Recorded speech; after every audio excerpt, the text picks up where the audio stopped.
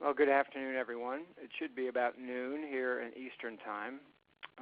We generally have people joining us from other parts of the U.S. who's earlier in the day for you. So thank you very much for joining. This is SCORE Fairfield County live webinar. The topic today is Branding for Success with Social Media Marketing. I'm Steve Smith, the webinar coordinator here at SCORE Fairfield County and also a business mentor here at SCORE, and I'll be your host.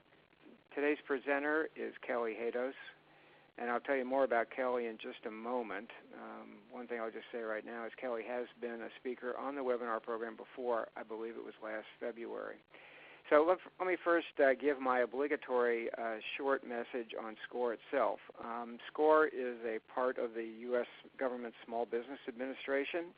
We have over 300 offices nationally and well over 10,000 volunteers. SCORE was started in the mid-'60s as a way to take advantage of the talent of recently retired executives to help small businesses start and flourish. In Fairfield County, we have over 100 volunteers, actually 130 volunteers, as we've just joined up with our partners in the Bridgeport practice to form basically a Fairfield County practice. We have experts in industry, processes, and subjects like technology and supply chain, things of that nature. What we do in the marketplace is we offer a series of education programs in workshops and webinars. You're on a webinar, obviously. The workshops that we conduct, about 130 of a year, are done primarily at libraries throughout Fairfield County, and you can do the math. It's usually about 10 a month, and I'll tell you more about how to access that list in a minute. The webinar program we've been running for 2 years now, and we do 2 a month, generally on the first Tuesday and the third Tuesday of every month. And we also do one-on-one counseling and mentoring in our offices at 111 East Avenue in Norwalk. Actually, we kind of think of our one-to-one mentoring as our primary deliverable into the small business marketplace. Now, all of these services you can find out a lot more about if you go to fairfieldcounty.score.org, fairfieldcounty.score.org, and it'll tell you the upcoming workshops, the upcoming webinars. By the way, you can go back and look at webinars that are archived as well any time. Our next webinar is October 17th. That's kind of obvious, I guess, based on the way I said we do them every second Tuesday, and the subject will be modern networking. That's basically how do you network with your peers and other individuals using digital media. Look for specifics on that for that program on fairfieldcounty.score.org, and those of you that are in our database have already received a marketing piece on that, and you'll be getting another reminder several days before the webinar. Okay, so let's get on to today's event. Today's webinar is going to end sharply at 1 o'clock, and it is being recorded. That's usually one of the first questions I get, so let me just say it again. It is being recorded and will be available by the end of the day at fairfieldcounty.score.org. We've set a time aside at the end of the presentation by Kelly for questions. Now, the way you log these questions is in the chat room. Type in your question, and I'll kind of moderate those, and then when we get to about 10 minutes of 1 or quarter of 1 or something like that, we'll switch over to Q&A. One more thing, at the conclusion of the webinar, you're going to be receiving an email asking you to evaluate the quality of the webinar, and we really appreciate your input, and we do take action based on your feedback. Now to Kelly. Kelly is CEO and founder of Win the Room, a public speaking, leadership, and team development company, and Power the Brand, a company that focuses on branding through online and social media marketing. She's taught thousands of people on the art and science of effective communication. She's a seasoned speaker, talks about communication, marketing, branding, and she's also spoken several times on TED events. She also returned late last night from a speaking event in Switzerland, and so she may be able to give us a little update on the weather and how the skiing is developing this year in Switzerland. Yeah, not a very good joke. Sorry, Kelly. I'm going to turn it over to you, and I'll be back in 40 minutes or so. Thanks, Kelly. Go ahead. Great. Hi, everyone. How are you? It's great to be here. I enjoy speaking at SCORE. I think it's all for the goodness that helps entrepreneurs grow. And I know because I am a mentee of SCORE, and so they've helped me tremendously. Anyway, Steve is right. I just got back from Switzerland late last night where I gave a talk to a small group of women leaders, which was really very exciting. Part of my business is that I get to talk about communication strategies and how they help companies and individuals. So really, I am all about helping leaders and companies create communication solutions that help them excel. And I will tell you a little bit about me and how I got started so you know where I'm coming from in this format. So I'm a serial entrepreneur. I started about 2010. I started Win the Room, and I was helping startup founders pitch to investors to raise capital. With that, I've done a lot of public speaking. That was one of the ways that I marketed myself. And then it just grew into larger platforms, which was lucky for me. So my background is in finance. My background is also in acting, Shakespeare and Chekhov. And I just kind of combined the two, and I help people a great deal with their presentations. And I'm also an executive coach. Now the marketing piece, the online marketing piece, was really interesting for me because it was about rogue marketing, putting Win the Room out there. And what I found that I just used my communication strategies online, and they worked really well. So I grew, my Twitter to about 100,000. I grew my Facebook organically to over 10,000, and so on, and LinkedIn as well. So I'm pretty strong in social media, and I do a lot of social media for clients. And it's one of the most effective ways to get your brand out there, and that's what we're going to be talking about today.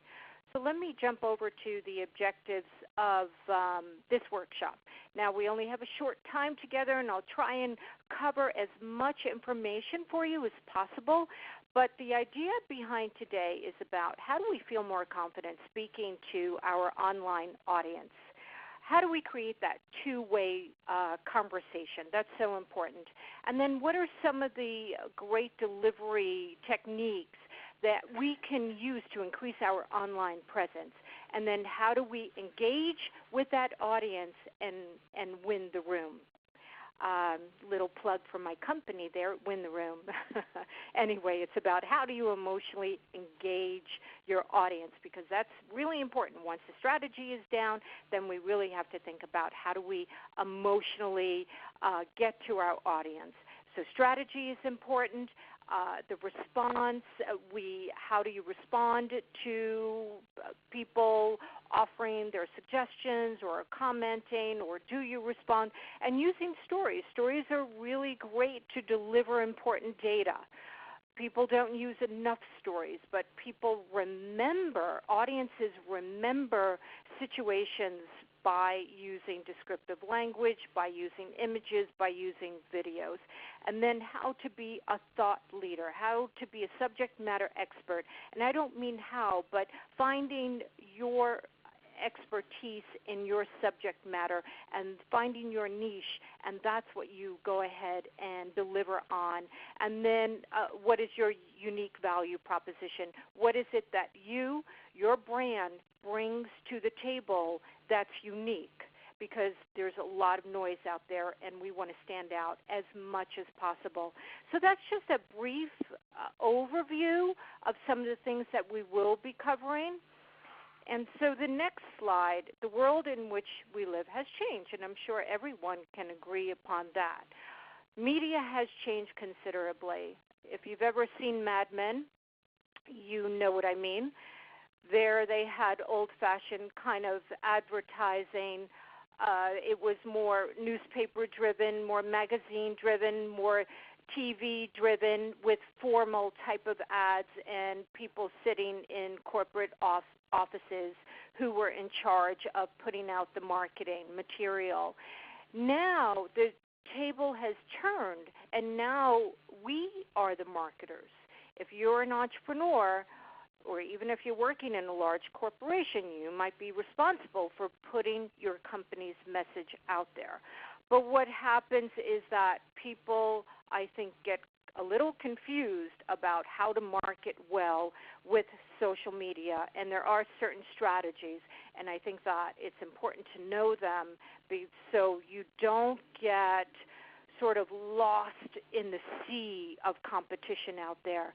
So your social media is really your calling card, and being social on the internet means many things. I mean, we're really going to talk about social media today, but it could be blogging, it could be your website, it could be doing AdWords, it could be putting out promotions. Whatever you do online is your reputation, and we need to make sure that your reputation is what you want people to get about you and your company. So the content that you put out there needs to represent you well. If you're putting out live videos, they need to be in line with your goals, with your objectives. Now the next slide, we're going to be talking about how the marketplace is very saturated. There is a lot of noise out there. Many, many companies are coming online. As we speak, Facebook has about 2 billion users, so you can imagine the companies that are on Facebook right now, and the competition is becoming very, very stiff. It's not like how it was maybe 10 years ago when it was still like the Wild, Wild West. You still have it's still a place where we can still pioneer the platform, but yet it's becoming very, very crowded, and people are starting to pay a lot of money for their posts, for their images to get seen in front of their targeted audience. So you need first, and I always talk about this with social media, we need to talk about the brand first, because if the brand isn't well defined, there's definitely an issue with that. A watered-down brand will do you no good online. You need to have a brand that's strong. You need to have a brand that gets the message across, that's clear, that the products make sense, the services make sense, and it's giving the right information that the audience would want from that brand. So if you think about Apple, if you think about Nike, it's really simple. Their brands are something that you can imagine right away. And Steve Jobs, when he created Apple, he was about, let's put a computer in everyone's hand. And he succeeded in that. Before that, it was Dell, it was IBM, and computers were just a little bit more formal. They were in offices. We didn't interact too much on them. Now everyone is interacting with a computer. Same thing with Nike. Nike, it's very simple, their message. And when you think about Nike, you think about great athletics. You think about their great sportswear, especially sneakers. And it's about, their message is about providing those athletic shoes, those athletic clothing, so that you can inspire to your level of greatness. So within both of those brands, they are giving a message that's clear, powerful, it's emotionally takes you to another level. So what you know about your brand is really important. You need to know who you are. How do you fit into your brand? Is your brand personal, or is it the company's brand? What is the personality of your brand? Do you have an avatar for your brand? Have you created the story of your brand? What brings your brand here? What is the, now is the time and place for your brand, but why? Have you answered those questions? What are the goals, the long-term goals of your brand? What are the short-term objectives? Would you like to gain more followers? Would you like to sell more products? Would you like to inform more people? Would you like to educate? Would you like to inspire?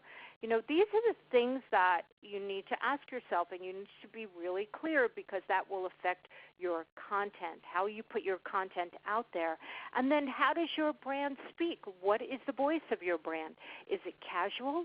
Is it a little bit more formal? And we must be consistent with that voice.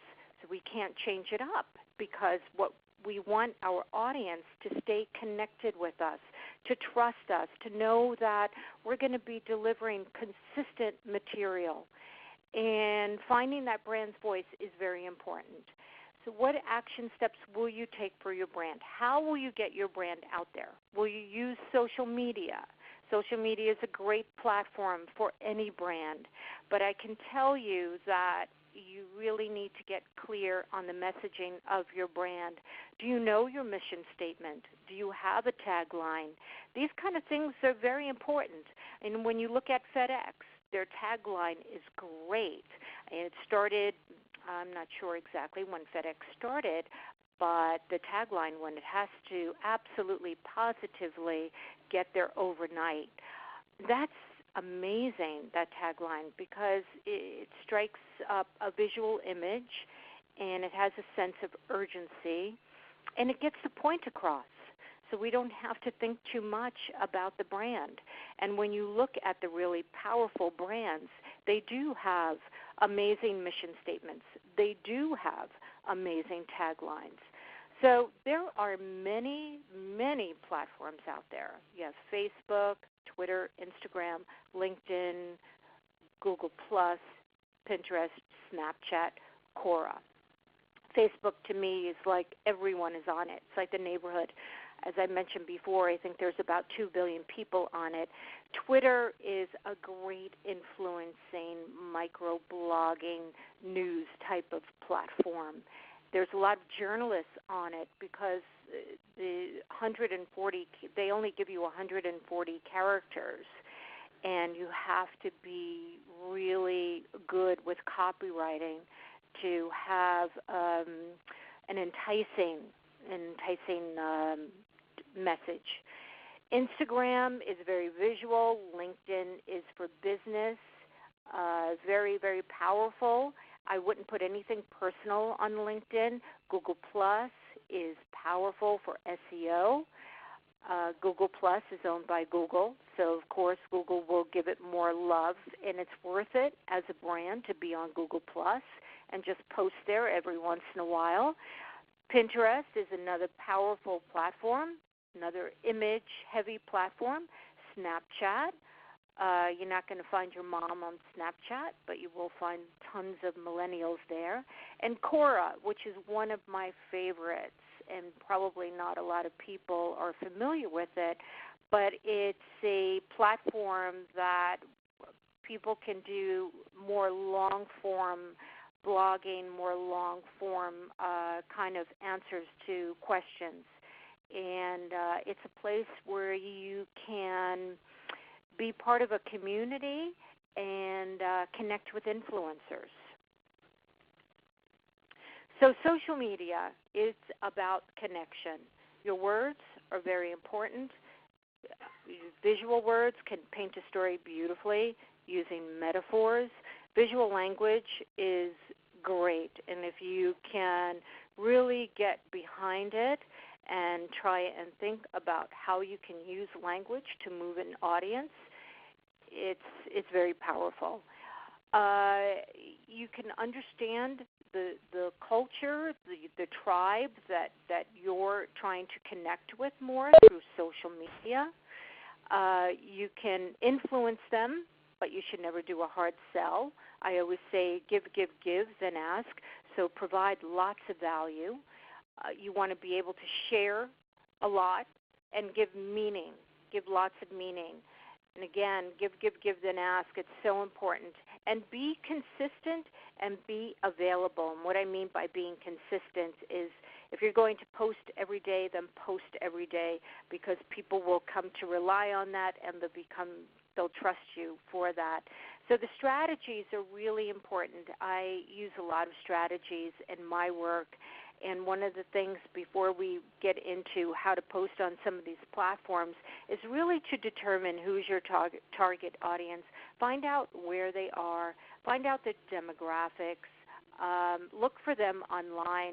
Look for your influencers and look for your micro-influencers. And what do I mean by a micro-influencer? Someone who probably has about 5,000 to 10,000 followers, but who's actually very involved. They're always engaging on social media. People are always asking questions to them. There's a lot of activity with micro-influencers. And if you connect to a micro-influencer, and if they connect to you, they can help your brand quite a bit. They can share, they can comment, they can tag you. There's great things about being connected to influencers. I know someone who was, now this is an influencer, not a micro one, but Richard Branson. Someone was connecting with him on Twitter, and they were asking him questions. And the questions were very relevant, and they were really thought out and intelligent questions or comments. I forget what they were, but one of the things is that she was consistent, and eventually Richard Branson answered her, and eventually she got to go to Necker Island, and she's been part of a group there who's been helping entrepreneurs, and it's really pretty exciting. So think about your influencers. You definitely have them. Find them. Develop your social media pages to represent your image, brand, your product, or your service. So think about the overall look. Think about the overall structure. Think about the overall language. Think about just kind of creating a home, kind of creating a place that people are familiar with. If they come to your page, they know that you're going to be consistent throughout. And if they go to another social media profile, platform, they'll know that that is yours because the look is similar to the last profile that they were on. So determine the best time to post. Some companies do well by posting early in the morning, some companies late at night. It all depends. I do posting for my clients. Some of them are more corporate, and I might do early morning posts before 8 a.m., around 9 a.m. Some of them are restaurants, and I might post later in the day just to get people who might be interested in finding a good restaurant to go to for dinner. And become an influencer yourself. And how do you do that? You do that by giving as much powerful information as you can. You give that by providing value. You give that from connecting with people. You give that from honoring what's good out there and sharing it with others. So your social media should definitely reflect your brand. It should have the same look and feel, like I just mentioned, across all of your platform. And so when you look at the giants like Starbucks, Nike, Apple, IBM, Red Bull, Tiffany and Company. You look at some of the big fashion brands like Gilt. There's a lot of brands out there that are recognizable, and that's what you want. And so that could mean a logo. That could mean the font that you're using. That could mean some of the imagery. That could mean that you place that logo on the imagery so when your posts are looking consistent and it has a very professional look. Starbucks has an undeniable familiarity to it. And just take a look at some of these companies that are doing very well and not copy exactly, but be inspired by them. They've done the research. They've paid an exorbitant amount of money to find out about branding and marketing. And just by looking at what they're doing gives insight to how to do it better. I was in the airport last night coming from Zurich, and Deloitte, which I'm sure you're all familiar with, has done some rebranding, and it looks great because before I thought of them more as a kind of an accounting company. Their website was kind of blah. But now their marketing, their branding, it just looks much more enticing. So if you get a chance, look at Deloitte. I think they've done some fun stuff with their brand. So Facebook, as I said, has about close to 2 billion users, and it's excellent for brand awareness. The demographics are wide. Everyone is on it, your mom, dad, your aunt, your cousin, your friends, your children, you name it. The entire community is on there. So that's good. Create the pages, create the business pages, create the group pages. Those could be private pages, and people like that sometimes because then they feel that they're privy to certain information that not maybe the entire public is. And use it also to create events. There's a site called Eventbrite. And I use that a lot when I create events. But I don't think enough people are using the event pages on Facebook. Use it. It's great. It helps any way that you can get the word out there about your company, your event, whatever it may be. You're doing a webinar. Just put it on an event page and then share it. And ask people to share your event.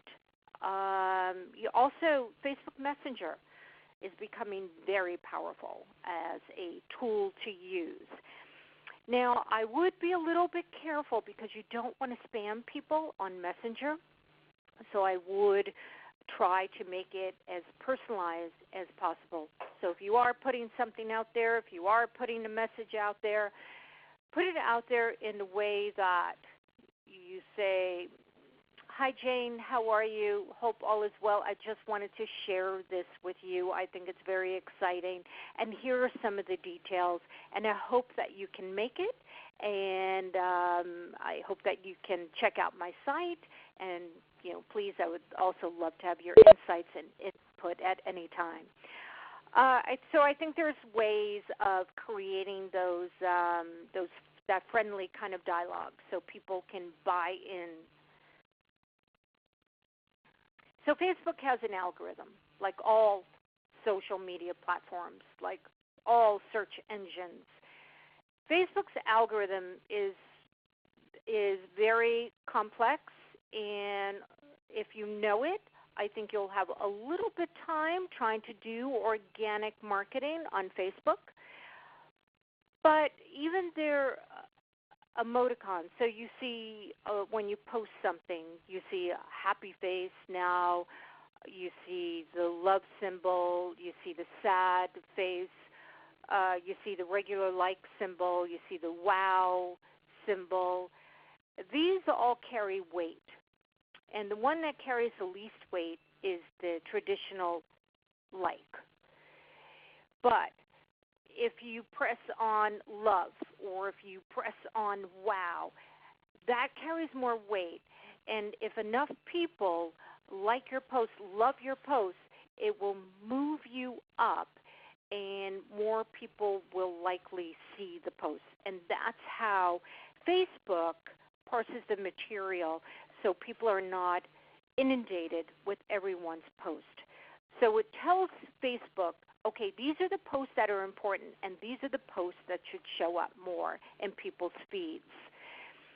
So start posting. Facebook wants you to post value. They like when you tag people. They like when you share information. So as much as you can, try and get a higher score on Facebook algorithm, and that will move you closer.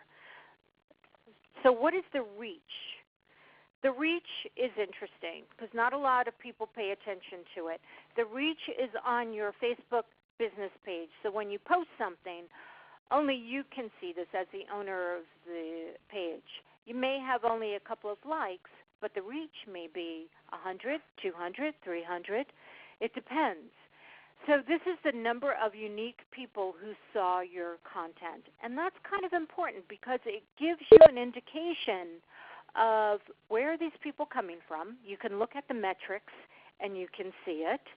And then, so think about that. The next time you look on your business page, look at the reach and then look at the metrics and see where some of those people are looking at your content from. And another thing is that the content on your page that has the most reach, the most likes, the most comments, and the most shares, if you're going to do any type of paid advertising, that's the one you want to boost. Okay? I think that's really important because sometimes people are just posting or boosting content that doesn't have any type of traffic on it. Boost the content that has the most traffic on it. Okay, so strategies to me are very important, as you know, and it's about how to create a win-win. I'm all about that win-win. So who's your audience? The demographics. What do they want? And this is really important to me. What keeps them up at night? What is their why?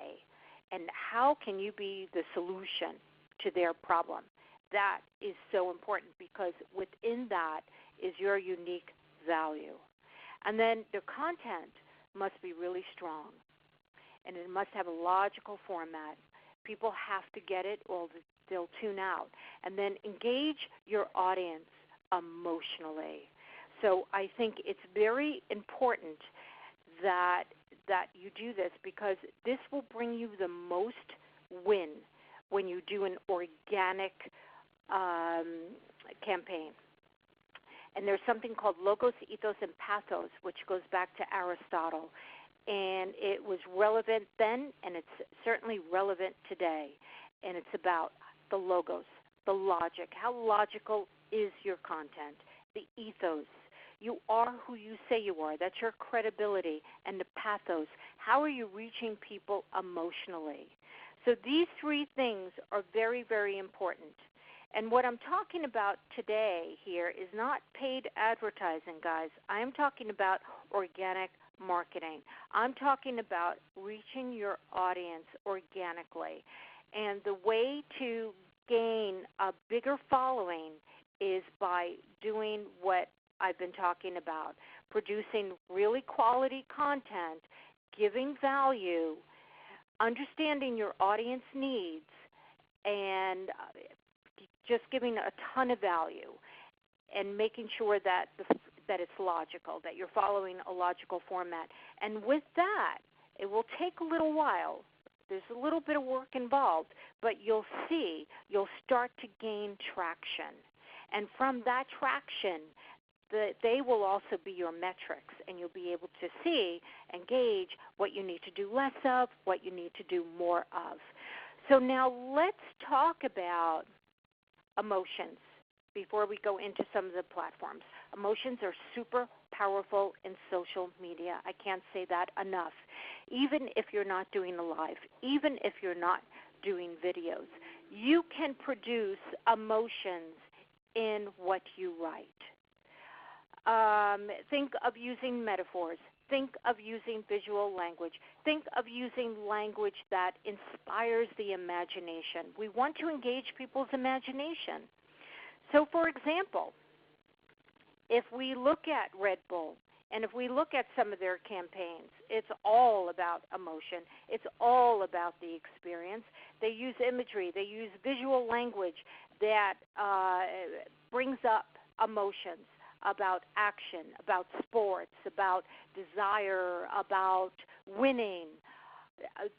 See all this feel excited, feel good, feel positive type of emotions. So they create their content so that it's so engaging that a lot of consumers, and they've tested it, they've spent a lot of time on their social media pages. So try to engage with your audience, your fans, by using these certain devices. They do work. Red Bull has been very, very successful. Now, this is from a Facebook page, and it says, "Get up and stay up." That is their content. That's what they posted. But look at the image. That image is amazing. It's all about sports. It's all about action. It's all about adrenaline. But it's nothing about the drink, really. But it's about what that drinking Red Bull, you might get close to this. You might get, there's something, the caffeinated feeling, the excitement. The metaphors, they're trying to marry the two somehow and express that to their audience. So it's really incredible. And from this post, and this got like 60,000 likes. It's so successful. And Red Bull has had a very successful campaign. They are consistent with their messaging, with their content, with their visuals. So now let's go and look at them. Let's see, Instagram. This was a post on Vogue. And this Instagram post is about fashion, value, and influence. So yes, you expect Vogue to be about fashion, but it's also about value because they're talking about Elon Musk and what he thinks about travel and how he's trying to improve travel. So that's providing value for the audience, and influence because they're also talking about Elon Musk, and they're also providing a link to him. Now, if Elon Musk happens to read this and he shares this, then that creates more viral effect for Vogue, which is all good. And then it also mentions the photographer, and they've linked his name. So if he shares this, there's also more exposure for Vogue. So think about this. As you're posting on Facebook, as you're posting on Instagram, think about providing lots of value, but also tagging people and using hashtags. So coffee is coffee, right? Well, according to Starbucks, coffee is about community. Now, I was recently in England. I gave a talk there a couple of weeks ago. I'm lucky that I get to travel quite a bit and talk about communication and all that good stuff. And I took this picture of the Grand Cafe, and it was the first cafe in England. It was created in the 1600s. And what that did, that first coffee house, it created a community. And people would come, and they would gather, and they would share their ideas. So let's now speed up to Starbucks. Starbucks hasn't done anything new or innovative in that sense. They took an idea that was around for a very, very long time. They took a European ideal, and they made it into an idea that could spread in the United States. And they're very successful with it. So Starbucks is about community. Yes, they are selling coffee, but what they're doing is really selling the idea of community, coming together, sharing ideas, meeting people, meeting friends. So now if we go to Facebook, we see Starbucks, and you can see one of their images is about community. And it's very powerful. You go to Instagram, another image about community. So we want to make sure that what we're posting fits in with our brand's message. Now, if you like, I just threw this here in the middle. I have a free hashtag download for you. Just send to powerthebrand.com, hashtag list download, and you'll get a free list of the hashtags there. So now let's quickly move on to Twitter. Twitter is a micro-blogging platform, 140 characters or less. Yes, you need to think like a copywriter because you only have 140 characters. Imagine you want to say what you want to say within that short amount of characters. That's pretty hard to do.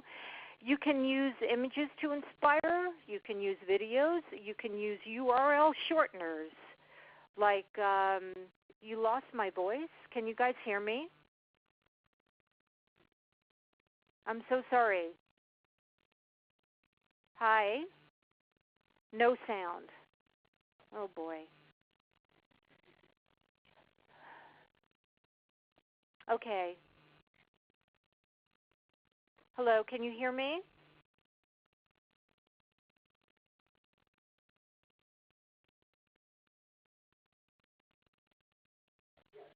You can hear me. Okay. Where did you last, where did I lose you? On what thought? Is it, right. At the coffee image. Okay, so at Starbucks. Okay, you can hear me now. Okay, great. So what I was saying about Starbucks is that they're consistent with their messaging. They're consistent with their idea of community. And what they're doing is that huge echo. It's your mic. Sorry, Jane. I'm not the tech person here. Let me see if I can help. I'm going to keep talking. But, hopefully it will go away, okay? Anyway, so Starbucks is about creating emotion. Can you see that? Can you see how Starbucks is doing that? Can you see how Red Bull is doing that? They're creating an experience for the user. That's what I'd love to see entrepreneurs do. Create an experience. It's not just about your product, guys. I'm sorry if I said guys. I know that there's women here too. It's not just about your product. It's also about your community. Don't oversell. Remember, give, then ask. Are you looking at screen with voice? Not sure if I understand your question, Jane, but I'm just going to keep going here. Okay, so Nike. Nike's on Twitter, and they're a major influencer. And as I said before, Nike is about creating an experience. It's about people can aspire to do greatness. And that's how they get you to buy their clothing, to buy their sneakers. So it's about the connection that they're making between the brand and inspiration. So think about that. How can you inspire your audience? How can you make them have an experience? It's very powerful. So there are many platforms, and unfortunately I can't go through them all today because we're almost out of time. But I just want to break this down. Facebook is for everyone, okay? Twitter, a lot of major influencers are on Twitter. So think about it. Microblogging, 140 characters, make those 140 characters work. Look at the influencers on Twitter. Find them. Look at how they're posting. Instagram, image-driven. LinkedIn, it's about business. Don't post about your personal life. People don't like it. Google+, it's great for SEO. To me, it's more tech-driven as well. It's just a good place to be on because Google loves Google. Pinterest, more image-driven, probably more females are on Pinterest. Snapchat, like I said, You're not going to find your mom on it. It's real time. And Cora, more long form and information driven. So the essentials for marketing: stand behind your brand, your product, your service. Back it up with visuals, with a valuable message. Connect, interact, engage with others who share your same view, and start building relationships with people who can help you. They'll help you if you help them. So start to develop those connections with the micro-influencers. Find out who they are in your vertical, in your industry. And remember, don't oversell. People get really turned off by that. So it's not just about your product. It's about your audience, and it's about engaging with them. Social is two-way. It's about creating an interaction, a conversation. So keep the conversation going. It's the soft sell. Right? That's why I think I do very well in social media, because I bring my communication skills into it. So communication strategy, I'll go over that again. Who's your audience? What do they want? Where are they? When are they online? And why do they need you, and why do they need your solution? That might be the most important one here. And how will you go about delivering that information? What sort of content will you deliver? Will it be more text-driven? Will it be more image-driven? Will you be sharing articles, other people's articles? Will you be tagging other people?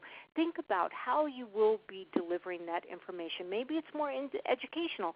Maybe it's more inspirational. I've seen a lot of people do inspiration on social media, and it's been very powerful for their brand. So keep in mind, what are you trying to market? How can that information create a conversation? And is the content credible? Is it relevant? And how frequently are you actively posting? And try and be consistent with that. And is it relevant for your audience? So how we have consumed media has changed. I think we can all agree on that for sure. So here's one. Okay, this is really important. So this is about tune into WII-FM radio. I love this. What's in it for me? And that's all that your audience is thinking about. So 80% of your content should be about your target audience. 20% should be about you and your company. So 80% is giving value. Give, give, give. And that 20% is the ask. That's when you can do a nice call to action. But I don't believe you have the right to ask anyone to purchase, to buy in, to download, if you're not giving them the value first. So you have to create that trust. And so give some of your best ideas away for free. Create value for your audience. There's always more to give on the upsell. Right? So don't be afraid of giving away something for free. It will come back to you in a good way. And come from a place of service. Show you care. Have compassion for your audience. Respond to them. They ask you something, respond to them. And let them see you as a subject matter expert. Find that unique value proposition about you and about your company. And, of course, we all need to do our metrics and look at how you're doing, analyze your content. How is it reaching your audience? What's gotten the most reach? And maybe you can duplicate that somehow. Use automatic schedulers if you like. I do a lot of posting on platforms because I like to see where the engagement is, and I like to engage with people. But I do use automatic schedulers. Monitor the analytics, evaluate the posting, and keep track of the engagement that's going on. So we are at Q&A, but I'd like to say I have a very unique name. My name is Kelly Hadous, and I'm the only Kelly Hadous on the Internet. So you can find me on Facebook. You can find me on Twitter, LinkedIn, Snapchat, Google+, Instagram, Pinterest, and Quora. And now I'm going to take some of your questions. Yeah, Kelly, thank you very much. And so you're the only Kelly Hadous on the Internet. Kelly Hadous on the Internet. I am not the only Steve Smith on the Internet, as you can probably imagine. Okay, so we're going to do a few Q&A here. Kim Kiner had a really interesting one way back when, and it has to do with hashtags, and it says basically, how do hashtags work? How do you know what the exact wording, I think it probably means she says working, but wording is of a hashtag to make it work? Do you just make up a hashtag name, or are there published ones? Frankly, I've had the same question, so what do you think about that? Well, that's a great question, and I would say the quickest way you can find out what's trending with hashtags is to look at your Twitter profile or to look at your Facebook profile. And on the home pages, they will have the trending news. And if you go to what's trending, most often those people are using hashtags. And that's one way you can find out what's trending. And you'll see the hashtags being used. Another way that you can use hashtags in your daily post is by using a hashtag like Happy Monday or Monday Motivation. I have a hashtag list for you here, and that will give you an idea of some of the powerful hashtags to use.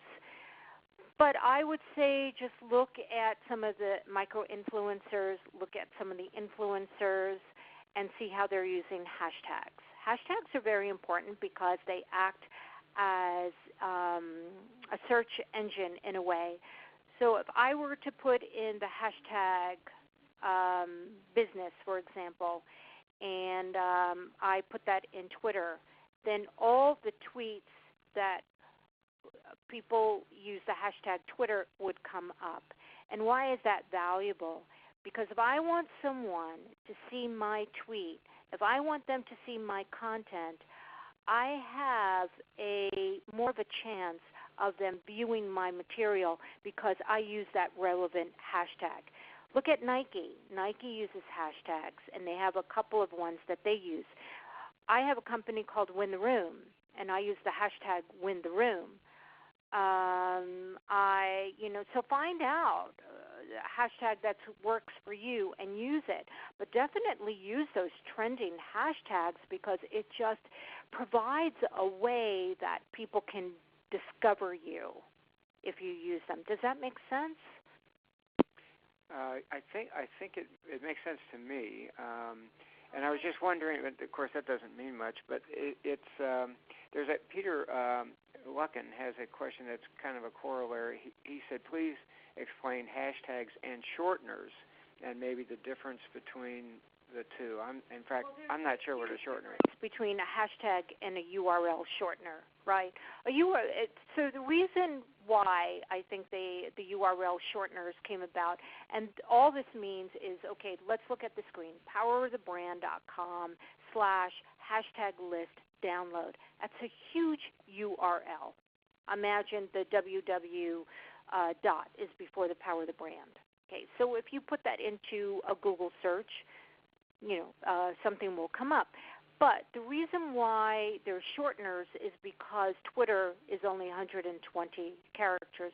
Also, it doesn't look as pretty to have this huge, ugly, long name on something. So you want to shorten it. And if you go to bit.ly.com, it's called a URL shortener. And if you insert this long name, URL name, like wintheroom.com, it will give you a shortened version, and you can use that in your postings. So it's just a way to make your postings cleaner. That's all. And hashtags are, in a sense, a way to make your content discoverable. So they're both different. You can email me, Kelly@wintheroom.com, and I can give you a little bit more information. Or better yet, connect with me on social media, and I can give you information there as well. Okay, good. Actually, Kim has asked a follow-up question right on the same topic we're on, which is actually what was on my mind as well. Do you just make up a name or only use names that influencers are posting? Now, you've kind of answered that already, but let's just have one more go at it. Do you make up a name or only use names? Kim, hi. I'm not sure of the context. Do you make up a name? Influencers? I'm not sure of the question. I would say, here's, and Kim, I'm interpreting because I kind of had the same question, is for a hashtag, because you might think your audience is dog groomers, and there may not be an influencer group already for dog. Got it. Okay, Kim, this is what I would suggest. Look to the people who are in your vertical, who are in your industry, who are influencers, and see which hashtags they're using. I would pick one or two of those hashtags because I think they're important. I think that it would make you more searchable because once people put that into a search in Facebook or in Twitter, and of course the influencers will come up, but you may come up too. And that's just another way of getting seen, of getting heard. It's just another form of organic marketing that can really work for you. Now, do you make up a name? My company is Win the Room. My hashtag is Win the Room. Not a lot of people use Win the Room. Primarily I do. So that's the hashtag I made up for my company, and I'm consistent with it. Hashtag SCORE. Right? That's a name that SCORE can use throughout, and people will identify them strongly with the SCORE, with the government agency. Good. All right, I got it now. Don Harmelin asked a question, which also I think is right on the same point. It's related to Facebook, and it says, how do you do a business Facebook page and a personal Facebook page? Sure. Well, if you go to, and I'm not on Facebook right now, but if you go to your personal page, and if you go to the icons on top, or if you go to the home page, there should be something on the left that says how to make a business page. Or you can go to the help section of Facebook and just insert the word, Facebook page, business page, and it will give you the directions to follow. It's very easy to set it up. And then once you get it set up, you just make sure that your posts are consistent with your brand. That's the most important thing. Just really know your brand's value, its unique value proposition, and just keep posting to that. Okay. Good, and we're getting close to the end here, so I would just ask those of you that have a question on the tip of your fingers to go ahead and type it in the chat room. I'm going to go back to the very beginning where Bud Freund asked the question, how does a small business person, who I'd say most all of the people on the line are, compete with considerably less advertising and marketing dollars and fewer people that do advertising? How do they compete with these large companies like Starbucks, IBM, Deloitte, et cetera, et cetera? Well, that's a great question, and I hope that most of my talk today has been about that. Most of my talk has been about organic marketing. Most of my talk has been about rogue marketing. It's about putting out terrific content. It's about being home all the time, so being consistent on these platforms, responding, sharing, giving value, not overselling, and that's how you build it up. And does it happen overnight? No. It's a very crowded marketplace out there now, but it does happen. And consistency is the most important thing. There's a lot of brands out there that are unsure of their brand's promise. They're unsure of their brand's mission. That's why I started this presentation talking about brand, because you can't really be strong in social media if you have a weak brand. Someone lost sound again. Well, I'm told that there's some of the sound problem. Do you hear me?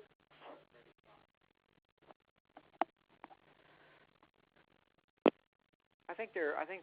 Yeah, I think it's okay. Yeah. So we're coming. We're at the end anyway, but they were having some problems with sound at ReadyTalk, our provider. So it wasn't us here in the room. So don't feel bad about that, Kelly. Hey, listen. Thank you very much to all of you for participating. And we, just as a reminder, we do have another webinar in 2 weeks. And that'll be October 17th. I can't believe it's October 17th almost already. And the topic will be modern networking. So, again, thank you very much for attending. A great big thank you to Kelly Hadous. I wonder when if I'm ever going to get that right, Hadous, for presenting. And remember, if you have any questions about SCORE, the workshops, the webinars, etc., go to fairfieldcounty.score.org. Have a great day here in the Northeast. It's a beautiful 70 degrees, sunny fall day, and we're going to enjoy the rest of it. So thank you very much. Thank you, Bye-bye. everyone.